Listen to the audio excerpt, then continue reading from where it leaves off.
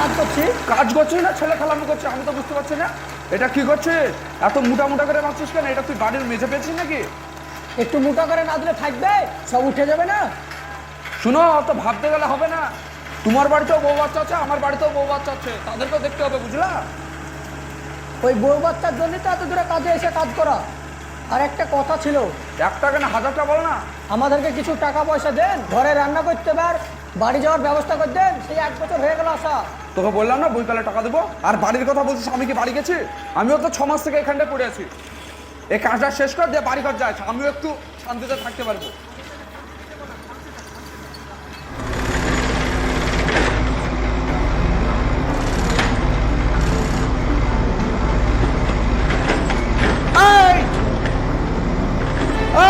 কি করছো ভাইয়া? হ্যাঁ, এত মাল দিছো কেন? কম কম করে দে, মাথা খারাপ নাকি তোমার? ছি ছি ছি, এত মাল দিও না।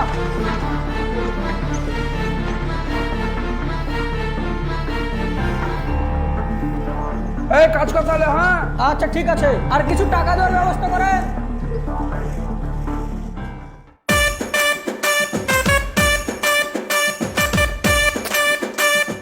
বল, কার ক টাকা লাগবে? কত টাকা বলতে গেলে আমার ওই বাড়ি যাবো ভাবছি, তো ওই 7,000 টাকা মতন দিলেন তাইলেই হবে। তোকে যদি আমি 7,000 টাকা দিই, এদেরকে ক টাকা দেবো?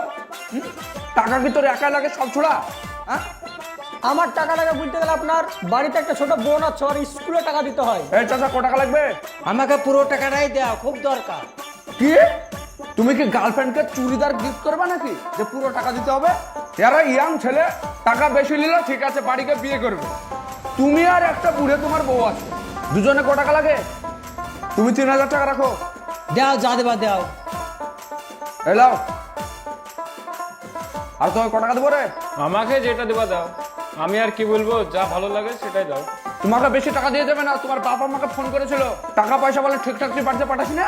ইয়াং ছেলে, টাকা পয়সা নিস। 500 টাকা লে, মোবাইল রিচার্জ করবি। এলে তুইও 500 টাকা রাখ। লে এলে। আমাকে আর 500 টাকা ধরে দেন বাবু। কি, যেটা দিচ্ছে ওইটাই রাখো, বুঝলা? এটা বিদেশ, এটা তোমার বাড়ি না। বাড়িকে ঘর বাড়ি করতে হবে, এটা মনে আছে তো? আজকে বয়স কম কাজ করছো, কালকে বুড়ে বয়সে কি করবা?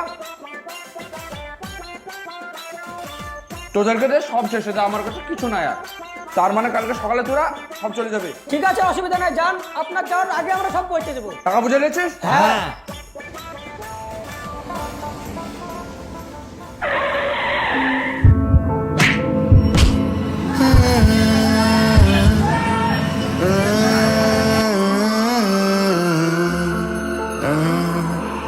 এই তাড়াতাড়ি নিচু, তাড়াতাড়ি না, আমাদের ভিতরে নিচু। বাবু বাবু,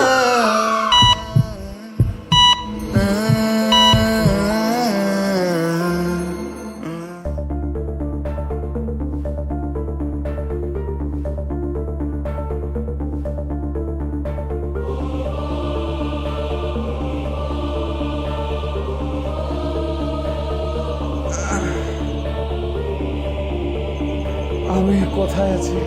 আপনি নার্সিংহোমে ভর্তি আছেন, উঠবেন না উঠবেন না, শুয়ে থাকুন শুয়ে আপনি থাকুন। কে? আমি ডক্টর।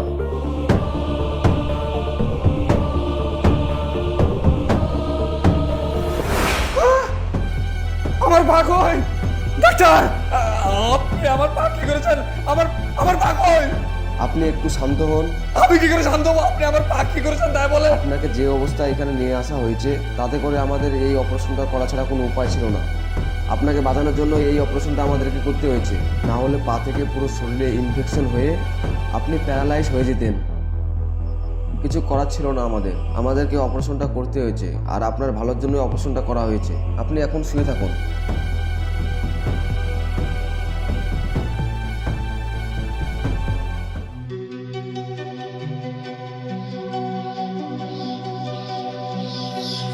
সকালবেলায় কোথায় যাচ্ছ? কোথায় আর যাবো, মায়ের বাড়ি যাচ্ছি। হঠাৎ মায়ের বাড়ি যাচ্ছ? দেখো, তোমার সাথে না আমি এভাবে থাকতে পারবো না। আরে কি কথা বলছো গো? তুমি যদি আমাকে এভাবে ছেড়ে চলে যাও, তাহলে আমার দেখাশোনা কে করবে বলো তো? তোমার দেখাশোনা কে করবে অত সব আমি জানতে চাই না, কিন্তু আমি তোমার সাথে থাকতে পারবো না। তোমার সাথে সংসার করতে হলে আমাকে লোকের কাছে হাত পাততে হবে, আমি কারোর কাছে অত ছোট হতে পারবো না। দেখো, অতটাই দুর্দশা আসেনি যে লোকের কাছে আমাদেরকে হাত পেতে চাইতে হবে। উপরওয়ালা যেটা করে ভালোর জন্যই করে। তোমার এই অবস্থায় তোমাকে আমার বস্তার মতন বয়ে নিয়ে বেড়াতে হবে। সবাই দেখে কি বলবে? ওই দেখ ন্যাংরা খোড়াকে টেনে নিয়ে বেড়াচ্ছে। আমার মান সম্মানে লাগবে। যখন পা ছিল সবাই সাথে ছিল, আজ এক পা পঙ্গু, সমাজের বুকে আসল চেহারাটা দেখতে পাচ্ছি গো। যাও, সবাই যখন একে একে ছেড়ে চলে গেছে, তুমি আবার থেকে কি করবা? যাও, সাবধানে যাও।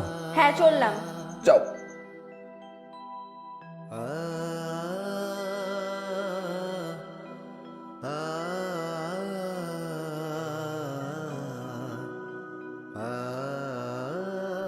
আরে বাপ মাইনুল, আহ, তোমার কি হয়েছে? এখানে বসে বসে কান্নাকাটি করছো? চাচা, এই 10 টাকা দিয়ে আমাকে বিষ এনে দিবা? তুমি বিষ কি করবা? আমার আর বাঁচতে ইচ্ছা করছে না গো চাচা।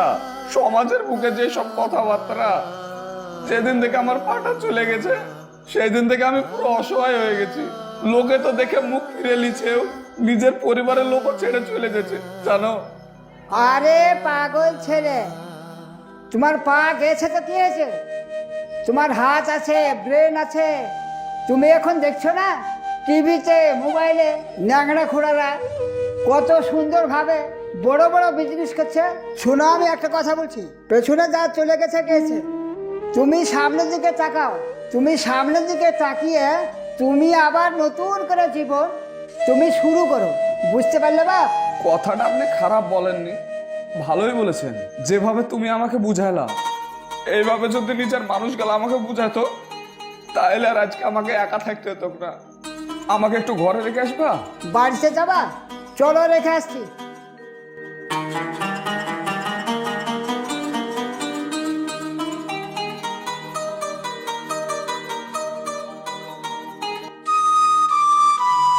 এক ঘন্টা পরে আমি কথা বলছি, অফিস থেকে আমি বের হচ্ছি। স্যার, স্যার আমি মোটামুটি সকাল থেকে এখানটা দাঁড়িয়ে আছি। কেন?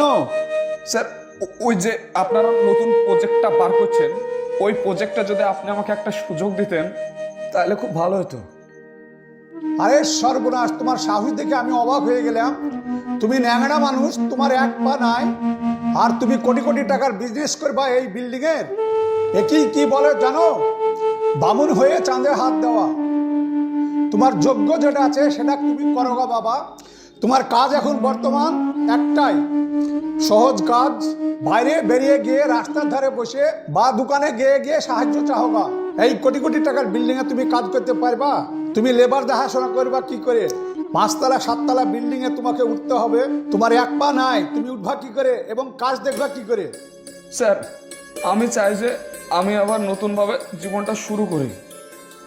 আমরা ন্যাংড়া খোড়া মানুষ, আমাদেরকে কেউ কোনো জায়গায় সুযোগ দেয় না। যদি আপনি আমাকে সুযোগ দিতেন তাহলে খুব ভালো হতো। আপনি আমার পা দেখে না স্যার, আপনি আমার যোগ্যতা থেকে কাজ দেন। এ দেখেন স্যার, আমি সব ফাইল নিয়ে এসেছি A to Z। আপনি শুধু আমার একটা কথা রাখেন, এটা দেখেন। এলেন।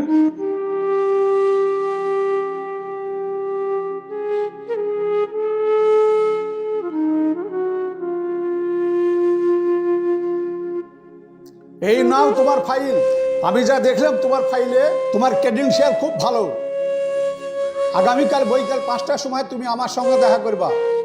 আমি তোমার সব ডকুমেন্টস সব ভেরিফাই করে দেখে তোমাকে কাজ দেওয়া যাবে কি না যাবে সেটা আমি বিবেচনা করে দেখব। ঠিক আছে, তুমি এখন যাও। স্যার, আরে খোকা, তুমি অত ভেঙে পড়ো না। স্যার, আপনি যে আমার উপকার করলেন আমি জীবনে বলতে পারবো না। এই যে একটা ন্যাংড়াকে আপনি একটা সুযোগ দিলেন, এইভাবে যদি প্রত্যেকটা অফিসারই সৎ হতো, যারা যোগ্য তাদের যোগ্য দেখে যদি কাজ দিত, তাহলে মনে হয় না যে এই পৃথিবীতে ন্যাংড়াদেরকে বিক্রি করে খাতে হতো। আমার খুব উপকার করলেন স্যার। শোনো, তুমি ন্যাংরা সেটা ঠিক আছে, কিন্তু তুমি তোমার যোগ্যতায় কাজ পাবা। যাও, তুমি কান্নাকাটি করো না। কাল তুমি আমার সঙ্গে দেখা করো। এখন যাও।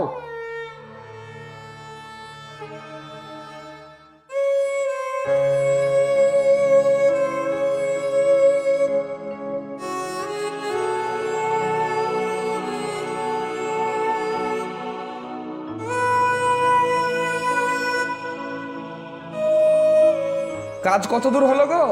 এই তো কাজ ঠিকঠাক চলছে বাবু। হ্যাঁ, ভালোভাবে কাজ করো। ও চাচা, হ্যাঁ বলো। বলছিলাম কাজ ঠিকঠাক চলছে তো? হ্যাঁ, তুমি যেভাবে বলেছো সেভাবেই আমরা কাজ করছি। কবে ফিনিশিং দেবেন?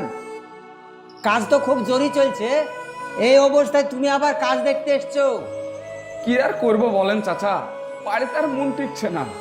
এখন একটা ঘটনা ঘটে গেছে, এলে বাড়িতে বসে থাকলে হবে? কাজকর্ম তো করতেই হবে। আর পুরুষ মানুষের কাছে টাকা না থাকলে কেউ ছুঁয়েও দেখে না। যখন পুরুষ মানুষের কাছে পকেট ভর্তি টাকা থাকবে তখন সবাই কাছে আসবে। সে তো ঠিকই। তো যেটা হয়ে গেছে সেটা নিয়ে আর ভাবছি না, এখন কিভাবে আগে বাড়তে হবে সেটাই ভাবছি, বুঝলেন? পাটা তো সারা জীবনের মতনই চলে গেল। হ্যাঁ, দেখা যাক কি হয়। ওটা অ্যাক্সিডেন্ট বলে ছেড়ে দিয়েছি, এখন আর কিছু মনে করি না। মরা ঘর থেকে উঠে এসছে, এটাই তোমার ভাগ্য। হ্যাঁ সেটাই তো। আপনি তাড়াতাড়ি 5 দিনের মধ্যে ফিনিশিং দিন। হ্যাঁ, তুমি যেভাবে ফিনিশিং চেয়েছো ওইভাবেই ফিনিশিং হচ্ছে। ঠিক আছে। কোনো অসুবিধা নাই, কাজ খুব তাড়াতাড়ি চলছে।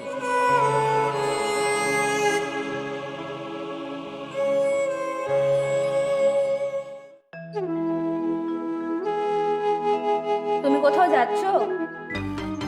তুমি হঠাৎ আমার বাড়ি?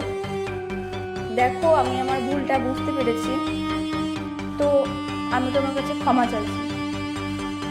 এইসব অভিনয়গুলো না অন্য জায়গায় দেখাও। তুমি চলে যাওয়ার পর আমি বাস্তব জীবনটা খুব গভীরভাবে দেখেছি।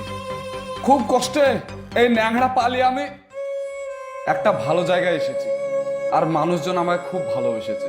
কথায় বলে না, ভাগ্য যেটা করে ভালোর জন্যই করে। নিজের আপন মানুষগুলো যদি ছেড়ে না যেত তাহলে আর আমি এই জায়গাটা দাঁড়াতে পারতাম না। দুঃখের সময় তুমি আমাকে ফেলে ছেড়ে চলে গিয়েছিলা, আর আজ সুখের সময় তুমি আমার কাছে আসছো। যাই হোক, তুমি ওই সব কথা ভুলে গিয়ে আমাকে নতুন করে একটা সুযোগ দাও। আমি তোমার সাথে অনেক বড় অন্যায় করে সেদিনই বাড়ি থেকে বেরিয়ে গেছি। তুমি ওই সব ভুলে গিয়ে চলো না আবার নতুন করে শুরু করি। এটাই তো আমাদের ছেলের জীবন। যতই ভুল করো তোমরা, শেষমেশ আমাদেরকে ক্ষমা না করে উপায় নাই। যেহেতু উপরওয়ালা আমাদেরকে ছেলে করে এই পৃথিবীতে পাঠাইছে, এটা তো আমাদেরকে মানতেই হবে। এসেছো, খুব ভালো করেছো। তুমি তোমার নিজের ভুলটা বুঝতে পেরেছো। যাও, তুমি ঘরে যাও, আমি একটু অফিস থেকে আসছি। আচ্ছা।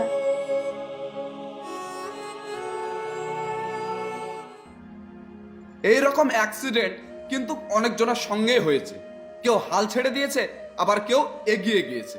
তাই আমি আপনাদের একটাই কথা বলবো, অতীত নিয়ে যদি আপনি ভেঙে পড়েন তাহলে ভবিষ্যতে যেটা আপনি পাবেন সেটাও আপনাকে হারাতে হবে। তাই অতীতের কথা না ভেবে সামনে এগিয়ে চলুন। সো ভালো থাকবেন, সুস্থ থাকবেন। দেখা হচ্ছে আপনাদের সঙ্গে আবার নেক্সট ভিডিওতে।